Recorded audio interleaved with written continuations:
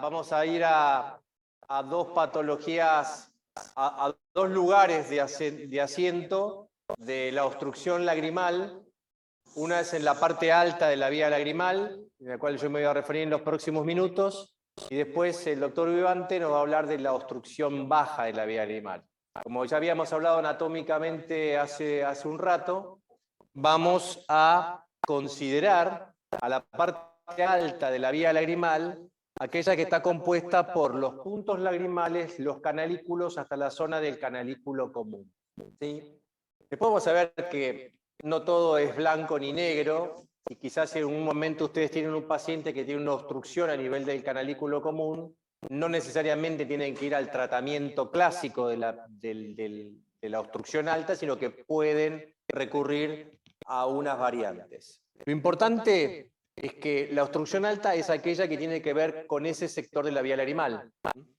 ¿Y cuándo vamos a tener esto? ¿En qué momento? Bueno, básicamente tenemos que evaluar la obstrucción lagrimal alta en los pacientes que vienen con traumas palpebrales y traumas canaliculares. Los traumas que afectan la región del tercio interno de los párpados, tanto superior como inferior, son básicamente factibles de generar una obstrucción. ¿Por qué es un clásico que los párpados se laceren o se lastimen o se tengan una herida a nivel del tercio interno adyacente al canto medial? Porque es el lugar donde los párpados están ahuecados de alguna manera por los canalículos lagrimales que debilitan la estructura anatómica del párpado y van a generar esto. Por lo cual, cuando uno tiene un paciente que presenta un cuadro de heridas palpebrales o perioculares, tiene que sentarlo en la lámpara hendidura y limpiarlo, lavarlo, primero con solución salina, limpiar bien ese campo y evaluar bien las heridas, porque cuando uno se sienta después en lámpara de hendidura y lo ve de cerca, puede ver que tiene el paciente una laceración o un canalículo cortado. ¿Sí? Ahora, es importante que tengan en cuenta que una laceración canalicular no es una emergencia oftalmológica, que eso puede de alguna manera esperar. Es más, debe esperarse. Cuando uno ve una obstrucción a nivel canalicular, la idea es que ese paciente tiene que desinflamarse, tiene que prevenirse la infección local, y en un lapso de 48, 72 horas uno puede ahí intentar hacer una reparación de la vía lagrimal. Pero no es una emergencia que tenga que ir a las 3 de la mañana a hacer una reparación de vía lagrimal cuando un paciente se laceró. Por otro lado, las malposiciones palpebrales. Básicamente, y primero y principal, el ectropio. El ectropio genera una queratinización de la mucosa conjuntival y también se produce una estenosis, una estrechez de los puntos lagrimales. Tenemos que tener en cuenta eso. Los tumores conjuntivo-palpebrales, básicamente los vasos celulares. Ustedes saben que el vaso celular es el tumor palpebral más frecuente y que tiene predilección por el canto medial y el párpado inferior. Entonces, hay que evaluar muy bien tanto el tumor conjuntivo palpebral y la afectación, la desorganización de la arquitectura palpebral generada por un tumor y la obstrucción a ese nivel.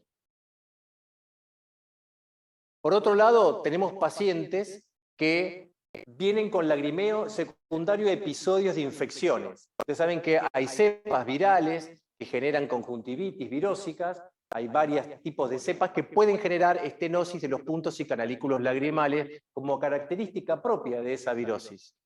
Generalmente las adenovirus y también el herpes pueden generar ese tipo de afectación. Las medicaciones tópicas sistémicas también pueden generar las medicaciones crónicas por el uso de los medicamentos conservantes locales durante mucho tiempo, pacientes tratados por glaucoma, pacientes tratados por ojo seco con lubricantes de mucha índole, puede a través del tiempo generar eso. ¿Sí? Y estos cuadros se llaman pseudopenfigoides. ¿Por qué? Porque producen algún tipo de conjuntivitis cicatrizal, pero que histológicamente no tiene depósitos de anticuerpos en la membrana basal del epitelio conjuntival. Por lo cual no podemos considerar un penfigoide inmunológico, sino que tiene que ser, es un cuadro consecutivo a la afectación de medicamentos. Entre ellos también hay unos antimetabolitos como el 5-fluoracilo que puede generar eso. Y ahí después también las enfermedades autoinmunes, como el penfigoide ocular cicatrizal, que cada vez vemos más. Cada vez aparecen pacientes que empiezan como primera instancia con el síntoma del lagrimeo. vienen con lagrimeo y ojo rojo. Y son pacientes que vienen con una bolsa así, polimedicados, con un montón de gotitas, ¿sí? Y uno tiene que empezar primero por suspender todo y después ver cómo están los puntos y la conjuntiva. Hay que evaluar los cantos mediales y laterales, el redondeamiento a nivel de la carúncula y de la conjuntiva y el pliegue semilunar, las cicatrices conjuntivales que puedan presentar esos pacientes, porque muchas veces, como habíamos mencionado antes, uno de los primeros signos es la estenosis de los puntos lagrimales y la epífora como signo de un pemfigoide. Esos pacientes, además, después de ponerle un plaque perforado o hacer una intubación con un monoestent, hay que hacerles una biopsia de conjuntiva. Por supuesto, hay enfermedades que ya tienen un contexto. El Steven Johnson tiene un antecedente de una acción medicamentosa previa, ¿sí? Y la enfermedad de injerto contra huésped también es otra enfermedad que en realidad tiene que ver con un contexto clínico en el cual el paciente ya nos habla de que puede presentar eso. ¿Y qué hacemos ante una estenosis de punto lagrimal? Lo clásico es colocar algo que lo mantenga abierto, algo que lo dilate, algo que mantenga la luz de ese punto lagrimal que dijimos que tiene características de avascularidad. Y cuando tenemos pequeños vasitos que se meten dentro de ese collarete avascular, tenemos que pensar en un episodio en un problema que llaman canaliculopatía estenosante, que puede ser más o menos severa, pero ya la vascularización genera estenosis. Entonces, si vemos que es nada más que de puntos, ponemos un plaque perforado, por ejemplo. Si es de punto y canalículo, podemos recurrir a los monoestents. Inicialmente teníamos esto, que eran los minimonoca, básicamente que es una especie de tapón con un stent de silicona que va colocado dentro de la vía lagrimal. Ahora hay una especie de stent o monoestent que tienen un tutor metálico que permiten la introducción dentro del conducto lacrimonasal y permiten hacer una monointubación. ¿Por qué le llamamos monointubación? Porque vamos a intubar solamente un canalículo, es monocanalicular. Dale clic ahí. Esto es una... Ahí está. Esto es una práctica de intubación monocanalicular. Hicimos la dilatación. Ese se llama... Es un tubito que se llama Masterca. Lo que hacemos, evidentemente, le ponemos lidocaína en gel para que tenga más facilidad el pasaje a nivel del conducto del canalículo, y lo vamos a poner como si fuera un sondaje lagrimal. Este es el monitoreo endoscópico, este es el meato inferior, ¿sí? Ahí está la válvula de Hasner, y vamos a ver que en esta primera instancia vemos que hicimos una falsa vía, porque estamos atravesando el conducto lacrimonasal membranoso y no estamos apareciendo en el lugar donde tiene que estar en la válvula de Hasner. Por eso la visualización endoscópica de hacer cualquier tipo de intubación lagrimal es re importante, porque podemos pensar que estamos haciendo un pasaje o una intubación normal y no es así. Entonces, después esa es la válvula de Hasner, ahí la estamos visualizando bien. Este es el meato inferior.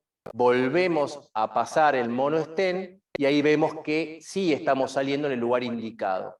Ese es el stent y esta es la válvula de Hasner. Una vez que lo visualizamos, lo dejamos anclado, y eso habitualmente lo dejamos un tiempo. ¿Cuánto? 3 meses, 4 meses. Ponerlo es lo más difícil, retirarlo es sumamente sencillo. En la lámpara de hendidura, en el consultorio, se saca y no hay ningún problema. Esa es la correcta intubación que queda. En realidad, el Masterca se usó básicamente pensado en las obstrucciones lagrimales congénitas, surgió por eso. Digamos, en vez de hacer una intubación bicanalicular después de un sondaje fallido, una de las opciones era colocar esto. Pero bueno, también lo usamos para cualquier tipo de estenosis de tipo canalicular.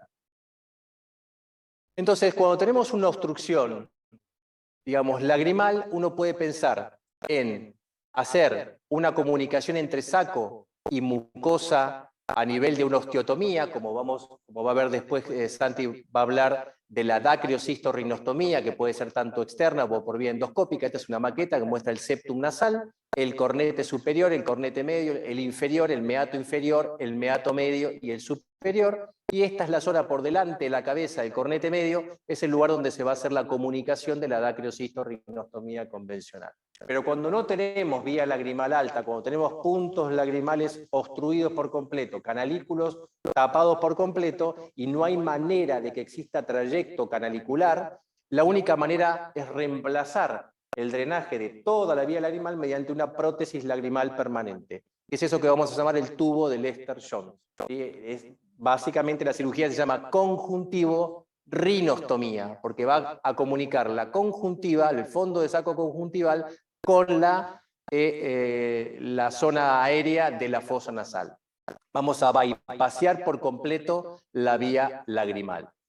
La técnica de la conjuntivo-rinostomía o cirugía de Jones básicamente consistía en hacer un abordaje muy similar a la dacriocistorrinostomía convencional, con una incisión en la base nasal de 10 milímetros en forma vertical, donde íbamos a llegar y íbamos a hacer una osteotomía de la misma manera que se hace por una dacriocistorrinostomía, pero que lo que vamos a hacer ahí, vamos a sacar la carúncula del paciente y vamos a implantar un tubo de vidrio. Ese tubo de vidrio, que tiene unas características especiales, tiene una especie de boca o extremo nasal, vamos a llamar, que es el que va a ir drenando, el que va a drenar en la fosa nasal, que tiene un aspecto, como llamamos pico de pato, porque tiene forma como si fuera angulada y bien aguda, y una forma de especie de trompeta que va a ir hacia la zona donde vamos a sacar la carúncula y a nivel de entre la carúncula y el pliegue semilunar, que es donde va a quedar anclada esa boca conjuntival que tiene la forma de trompeta, porque va a permitir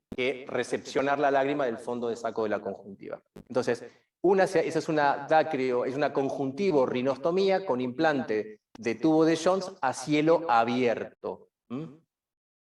También, esto es nada más que para mostrarles que durante mucho tiempo se pensaron hay trabajos y hay estudios, se han buscado alternativas a no poner una prótesis lagrimal. Y bueno, Murube, que fue un oftalmólogo y dacriólogo muy reconocido de España en la década del 80, intentó hacer una conjuntivo rinostomía, pero sin necesidad de hacer una osteotomía, y eso lo que hizo fue usar parte del cartílago nasal y hacer una prótesis que vaya desde el ángulo interno hacia el meato, la zona del meato inferior. Esto no prosperó, anduvo mucho tiempo, pero no es un estudio, hay un trabajo, habrá hecho pocos casos de esto, pero no es algo que haya prosperado desde el punto de vista técnico. Esta sí es la manera en que hacemos actualmente la cirugía de conjuntivo rinostomía. Cuando tenemos esa obstrucción completa, lo que vamos a hacer es generar un bypass directo entre la conjuntiva y la mucosa nasal. Directamente a cielo cerrado, sin necesidad de hacer ningún abordaje externo. Vamos a usar un trocar, vamos a haber sacado la carúncula lagrimal, ¿sí? Y vamos a entrar con una angulación de unos 20-30 grados hacia la zona, del meato medio nasal, donde debemos desembocar con la prótesis lagrimal que vamos a colocar. Fíjate si le podemos hacer clic a este video de acá, Jiménez. Entonces, este es un video. Entonces lo que vamos a hacer, una vez que metimos ese trocar, ponemos un tutor metálico, el paciente está bajo anestesia general, esto no se hace con anestesia local porque es molesto, ¿sí? Y vamos a colocar ese tutor en el cual vamos a pasar este tubito que lo vamos a colocar en la posición en la cual ya hicimos la trepanación. El endoscopio nos va a guiar con la luz del endoscopio a nivel del meato medio, nos va a guiar en el sitio exacto donde queremos salir con la perforación que hacemos, ¿sí? En esta flechita estamos viendo el lugar, ¿sí?, donde debemos aparecer. Este es el meato medio. Y acá vemos el tubo ya colocado. Bien, esta prótesis lagrimal, digamos, cuando funciona bien, funciona bárbaro. La verdad, no hay ningún problema, la lágrima pasa como por un tubo, realmente, desde la conjuntiva a la nariz. Ahora, ¿qué pasa? Este tubito tiene una zona más o menos fija, que es el lugar de la osteotomía, que hacemos a nivel del lugar donde apoya el saco lagrimal.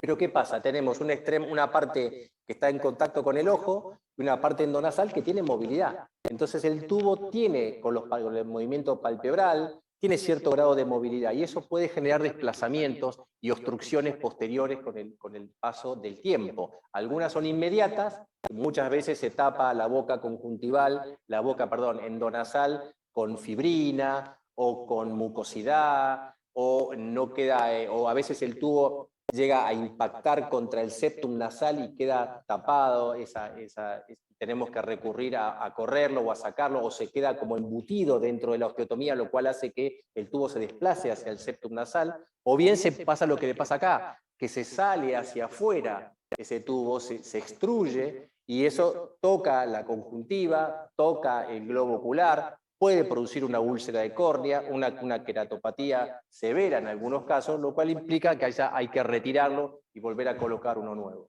o el mismo tubo recolocarlo, ¿sí? Entonces, tenemos complicaciones conjuntivales, básicamente cuando el tubo queda embutido dentro de la osteotomía, ¿sí? A veces se tapa esta boca conjuntival con mucosa conjuntival, y eso a veces hay que hacer una conjuntivoplastia local, tratar de cauterizar esa mucosa, liberar la boca conjuntival del tubo, lo cual es todo un tema.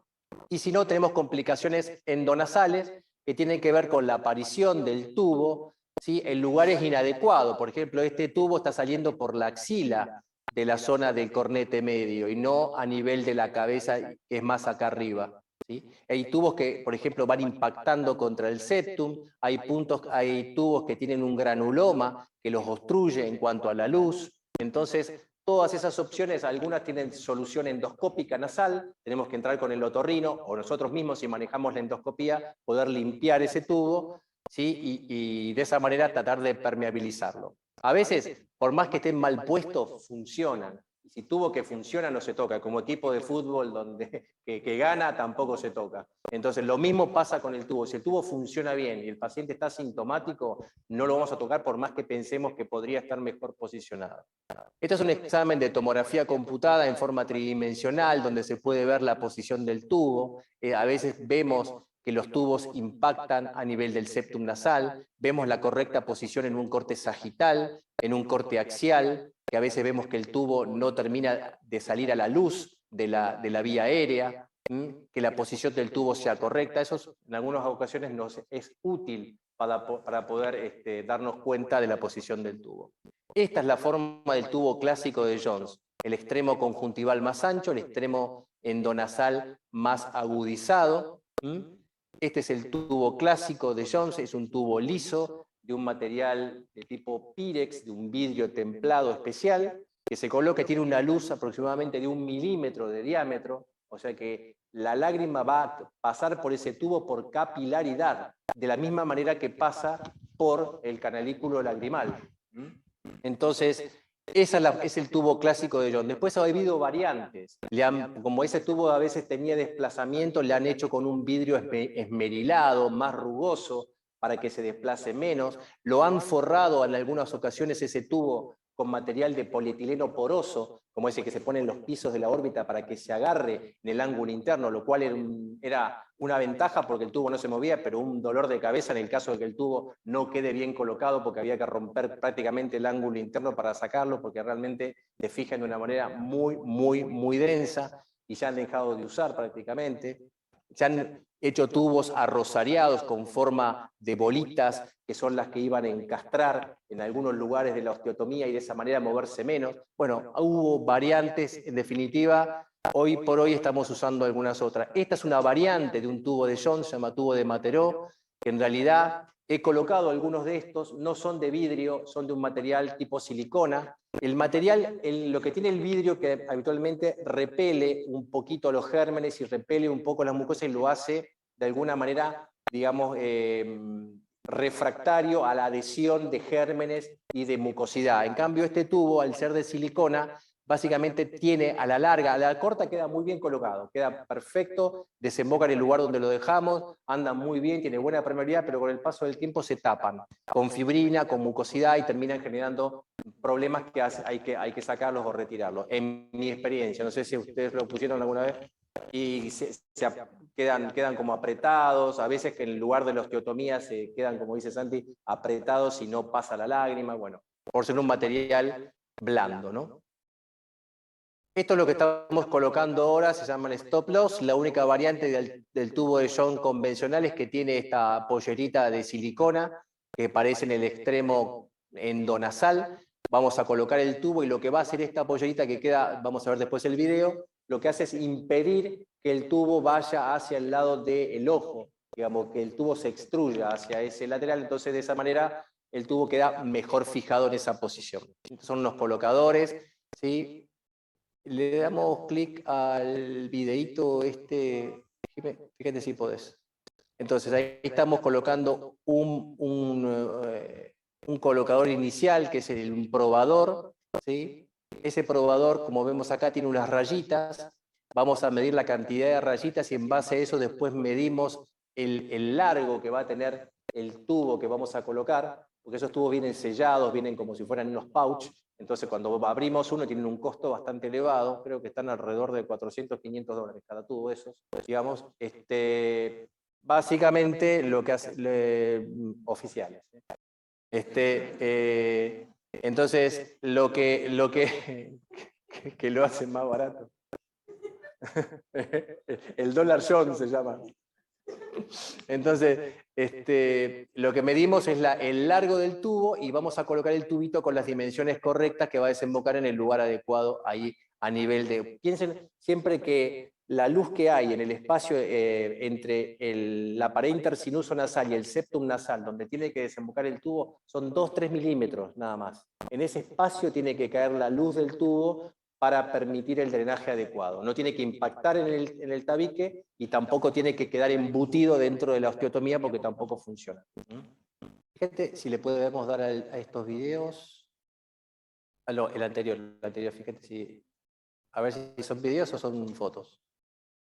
No, ahí vemos el endoscopio donde iluminamos la zona y vemos cómo vamos a colocar a nivel de la zona que está iluminada con el endoscopio el tubo de Jones, con el tutor metálico que dijimos previamente. Esto es el protector ocular que usamos siempre que trabajamos. ¿Vamos a otra? Ahora sí, sí, el que viene, pásalo, Jim. Dale, dale clic. Esta es la cirugía de Jones a cielo cerrado. Yo uso esto que es una especie de trocar, que tiene como una especie de canaleta central. Una vez que me iluminan la zona y yo puedo ver, lo que hago es hacer fuerza. Una vez que rompo el unguis, no tengo que ir a nivel de la cresta lagrimal, porque la cresta es extremadamente fuerte, el hueso de la cresta lagrimal. Tiene que ir por detrás, tiene que ir por el unguis, que es un hueso muy finito, y de esa manera vamos a entrar con ese trocar y vamos a salir a nivel de la pared intersinuso nasal, habiendo atravesado el hueso del unguis, y ahí estamos en la conjuntiva. Yo esto lo roto, entonces actúa como una especie de trépano. En realidad también se usa una sonda canalada, se puede usar, que era lo que había descrito Carlos Plotkin hace muchos años. Bueno, este es parecido. Lo que hacemos es abrir, entonces lo muevo bastante para hacer que la osteotomía tenga de alguna manera un pasaje relativamente fácil el tubo. Entonces, una vez que yo logro tener una perforación adecuada en ese sector, ya retiro el trocar de perforación. Esto es el probador de la prótesis que dijimos previamente, con sus probadores con diferentes dimensiones. Eso va en el ángulo interno del ojo, y ahí vemos cómo aparece y cómo vemos la cantidad de rayitas y cuál es el tubo adecuado que vamos a colocar. Fíjese el espacio reducido que hay acá. Eso es importante siempre evaluar previamente ante una cirugía de Jones, hacer una tomografía en un corte coronal, ver muy bien ese espacio para poder saber si tenemos que hacer una cirugía de desplazamiento del septum nasal o no. Y ahí estamos introduciendo la prótesis de Jones, es el tubito nuevo, que tiene ese spoil a la vuelta, que hace que el tubo no se desplace hacia adentro. Y una vez que lo dejamos en esa posición, después lo colocamos bien, ahí estamos protegiendo el septum nasal, y después hacemos una prueba de permeabilidad donde tiramos suero o gotitas y vemos ven cómo se va por la zona del tubito. Y vemos la permeabilidad endoscópica del tubo en el posoperatorio inmediato. ¿Sí? Este es el cornete medio y ahí tenemos saliendo digamos, la lágrima eventualmente. Ahí estamos viendo bien desplazando el cornete. Esa es la axila. Este es el septum nasal. La idea es no dañar, no lastimar el septum para que no se generen sinequias o pegotes entre el septum y la pared intersinuso nasal, y el tubo quede colocado en la posición correcta que queremos que quede.